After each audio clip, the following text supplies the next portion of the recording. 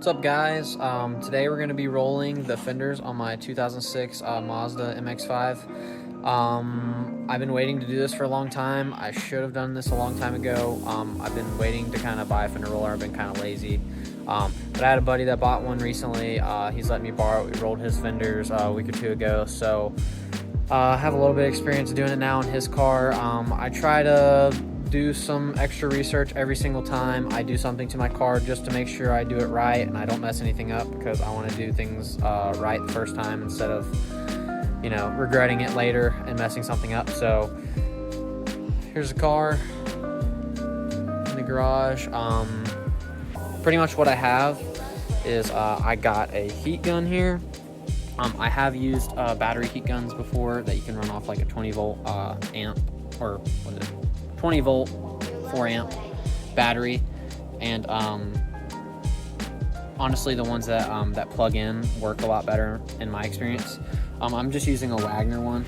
That's kind of an older heat gun, but this has a low and high setting and it works pretty freaking good. I've used it for tons of other stuff like tinning, other things like that. But and then here's the fender roller. I'll go ahead and put this where you can buy this in the description. I'll put the link in the description. Yeah, so let's get to it. Alrighty, so I'm just gonna do a little walkthrough real quick. So really the reason you're gonna wanna roll fenders on a car is just so you can get more clearance within either your tire or your wheel. Most people, it's for their tire, but if you're gonna do some really flush fitment on, you know, a bagged car or something like that, that can get in your way and it can scrape at the wheel or even just the very edge of the tire. So as you can see here, if you look right just above the tire, there's just a little lip right here. And eventually this tire is gonna, you know, when you hit a big bump or go around a corner sharp enough, it will just slowly go up and it'll actually rub this metal here, which is why people want to roll the fenders, just so they can get more clearance and so it doesn't jack up the sidewall on the tires. So for Miatas, the back fenders are honestly normally the worst. They have the biggest lip. As you can see, they're pretty thick. Honestly, it's probably a ½ inch to a whole inch, like deep from the outside of the fender. So yeah, they're pretty big. On the front of these cars, they're really not that bad. I'll go ahead and show you over here on the front too. They're really not that bad. They're probably about a ½ of an inch and they're kind of already bent in upwards, but we're just gonna make that go up just a little bit more. So we're gonna go ahead and try to do both sides. And yeah, we'll see how this goes. Alrighty, so for this task, you're gonna need, you know, a jack, some jack stands, even possibly, sometimes I'll just put it on a jack and put one jack stand just to kind of support the jack. You're gonna need to take something, you're gonna need something to take the lugs off, obviously, because you need to be able to put the fender roller onto the hub of the car or onto the rotor of the car. Because kind of how this works is you kind of just mount the fender roller on here and you roll it around and you smoothly push the fender up. And then you just kind of keep doing that back and forth and it eventually will push the fender up, you know, however much you really want to push it up. A lot of people are kind of scared to do this themselves. Honestly, I'm not gonna lie, it's a little nerve-wracking too. I really don't want to mess anything up. I don't want to chip any paint, but it's kind of what cars are, man. So if I jack it up, it is what it is, but I'm just gonna try to take my time and be gentle and try not to mess anything up. So I got a ½ inch impact here. I'm gonna use it to take the lugs off, get the lugs loose. Some stuff here, take those off. I got some lights and stuff to use too that will help us to see a little bit better when we get the fender roller on there. I got our heat gun all plugged in, ready to go. The fender roller right here, on my, right behind me. So I'm gonna go ahead and jack up the car, and then we're gonna go ahead and take the lugs off.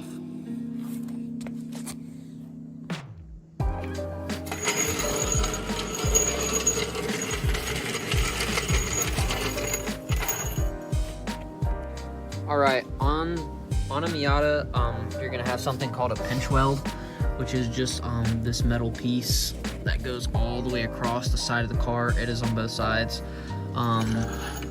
So, you know, most of the time there's gonna be 4 points on a jack, so you kind of want to just set it kind of in the center just in case if the car does slide when it's up in the air.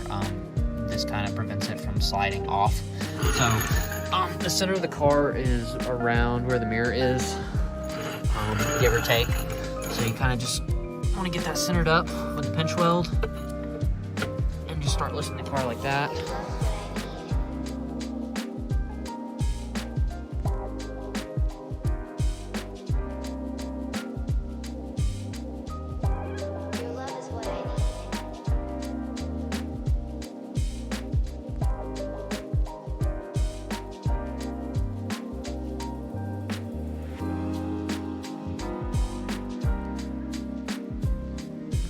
Alright, so once you get the car chalked down, make sure that it's not going anywhere. I just go ahead and get the light, throw it somewhere in here so I can see a little bit better, somewhere to mount it on.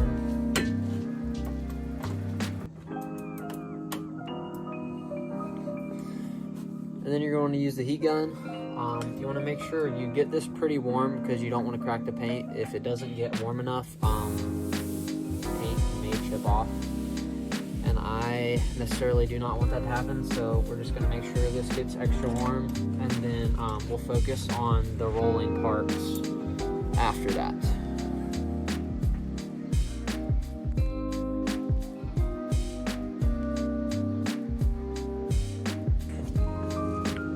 Alrighty, so with about an hour of work, it's taking a little longer than I was expecting, obviously, but I'd rather take a little bit more time and make sure it's pretty good. So the fender roller actually tore up a good bit of this this rubberized fender liner here that's attached to the bare metal of the car.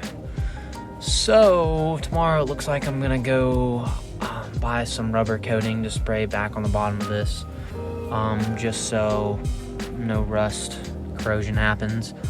Got a little bit up here too, but I might just kind of respray a lot of this.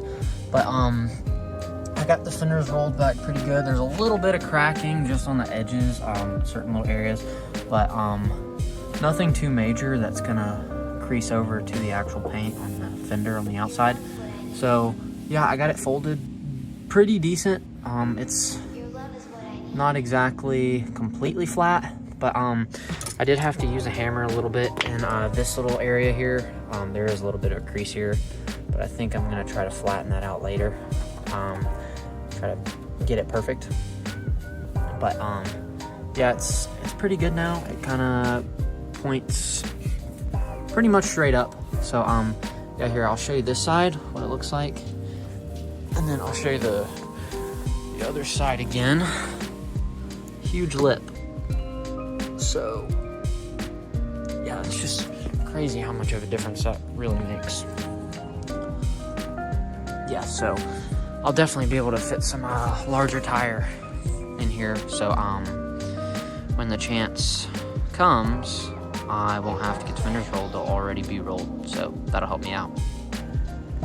All right, I'm gonna go ahead and do the other side. I don't want to bore you just doing the same side. I'll show you guys doing the front, just one side on the front, because we're pretty much repeating the process on, you know, the backs, and then the fronts are repeating the process as well. So I'm gonna go ahead and do the backs, and then tomorrow I'm probably gonna go ahead and resume, and then go ahead and do the fronts too, because it's starting to get a little later now. So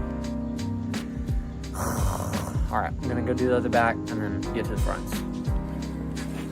Alrighty, so we are now moving on to the fronts. The fronts aren't as difficult on a Miata because the lip isn't as big. I'm not sure exactly why that is, but it just is. On the NC, there's actually two little metal tabs that the fender liner actually goes in front of, and then you push two little clips into it. The way I'm running my fender liner as it is right now is I actually have the fender liner pushed behind these tabs. So I'm just kind of I'm just gonna try to roll them a good bit better than they are now, because the fronts normally aren't a super big issue on these cars unless you're running really tight fitment. If you can see here a little bit, there is a little bit of a section right here that I'm just gonna kind of flatten out a little bit, kind of get a little bit better than what it is. And then we also have another little area. So you can see it's not super bad, but over here, the lip does start to show up over here on the edge, on the back edge of the fender. So I'm gonna go ahead and just try to flatten that out too. I still do want the clips to work for the fender liner, so I am gonna try to leave those, but yeah, we're gonna see how this goes. Front should be a lot easier. It should only take me maybe half the time, maybe 30 minutes per side, depending on how picky I'm gonna be. But this is the next day. Last night I spent about 3 to 4 hours doing the rear fenders. Honestly, it shouldn't take you that long. It should really only take you probably an hour and a half to 2 hours probably. But I just wanted to make sure everything was perfect. Paint didn't crack super bad, and I had a good angle everywhere. I did have to use a hammer on a certain section because the fender roller actually couldn't reach. So I did have to use a hammer. I tried to even that out as good as possible where it looks good and professional. So yeah, let's go ahead and get working on this.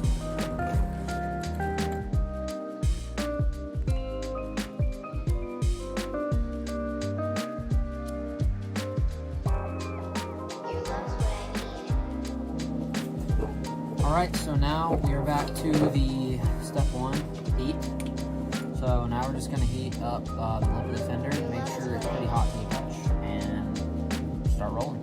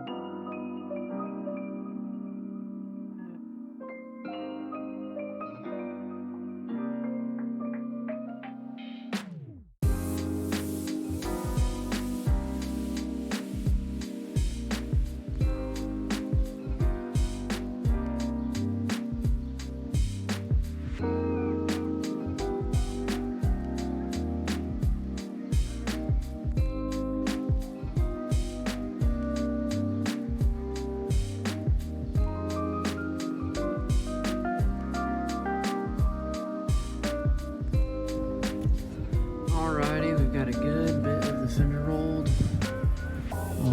Pretty flat, nothing perfect, of course, but we did get a good bit of it where we need it to be. I got this area over here pretty much flattened out. I kind of did a gradual bend. Fender liner's starting to pop out a little bit, but it is what it is. But we got a gradual bend coming down here. Doesn't look too bad. There's the little tabs I was talking about. You can see they're bent in pretty far. But yeah, we got this side done, and now we need to work on the other side. One little tip I want to give you guys is if you end up doing this yourself, be very careful with your calipers. If you ever want to roll on the side where your caliper is, you can actually hit your calipers. If you don't have anything upgraded or anything, it probably doesn't matter as much because you won't really see just a little nick and cast. But mine are powder coated, and I actually, if the actual fender roller fell and it put just a little tiny chip here in the caliper, so it is what it is. Can't really reverse it, but just a little tip I thought I'd tell you guys before you start doing this yourself. thanks guys for watching. If I didn't explain anything good enough for you guys, let me know in the comments below. I'd be glad to answer some more questions and give you some more tips and whatever, more details, more information of what exactly I did. I didn't throw everything in there because I didn't want to bore everybody, but I tried to go through everything as easy and as fast as possible. So more videos should be coming soon. I know I've said that a few times before, if you keep up with me, but yeah, I'm gonna try to plan to post something once a week or once every other week, because I do actually like making YouTube videos, and it's very fun to answer common questions I've had about my car, and just update you guys with what's going on with the vehicle. So yeah, I have some other videos in the process as well, so I got to get through editing them, and then once that's done, that's kind of the hard part. But yeah, thanks for watching the video. If you enjoyed, please subscribe. That'd be freaking sick. I'd love for you guys to stick around and watch the channel more. So see you guys.